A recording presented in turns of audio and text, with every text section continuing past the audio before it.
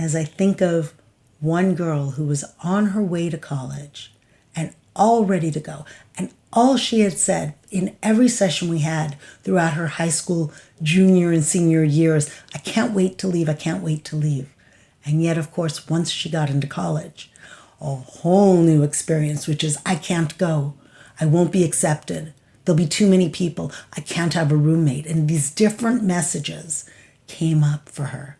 And we had to work with the two parts, the part that wanted to grow up and get away from her dysfunctional childhood household, and the part that was so scared to leave what she knew, so scared to leave what was safe.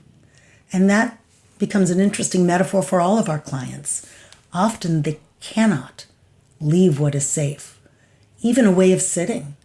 If I need to sit like this to feel safe, it's very hard for me to sit upright, even if I know that this body-based movement will serve me better and will bring in confidence and a sense of competence, not just someone perceiving me, but in my own brain-body connection.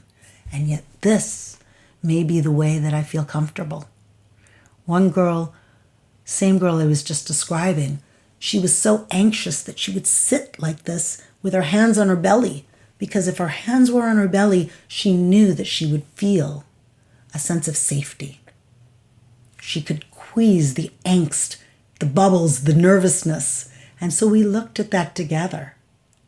And as she talked about going to college, she said, at home I can sit like this. And that anxiousness that's always with me is ameliorated by my hands on my belly. And yet at school, I can't walk around like that. I'll be too ashamed. I'll be too noticed. So we came up with some strategies for her. One of them is when we worked together, we put a pillow on her lap, which allowed her to push onto the pillow and feel a little better. And then we put a weighted blanket on her belly, and the deep pressure of the regulation helped her to feel even better.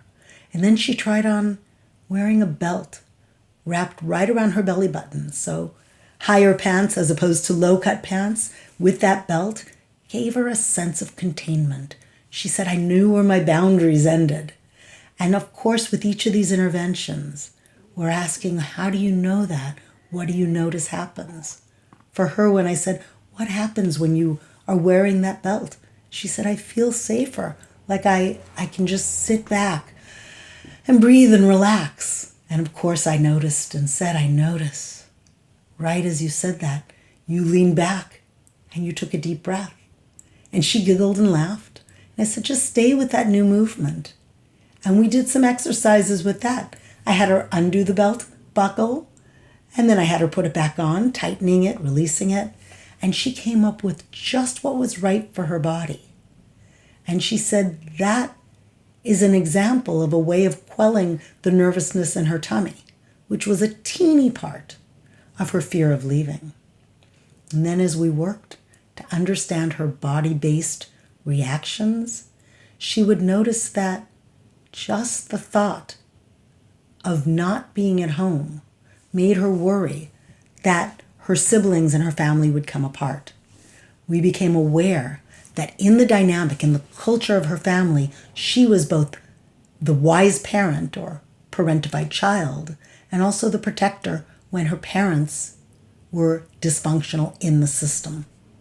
So by identifying that, we could then go beneath the meaning to what her image of leaving home would look like, what might transpire if she was away, how she feared her absence would lead to, her word was catastrophe or catastrophizing.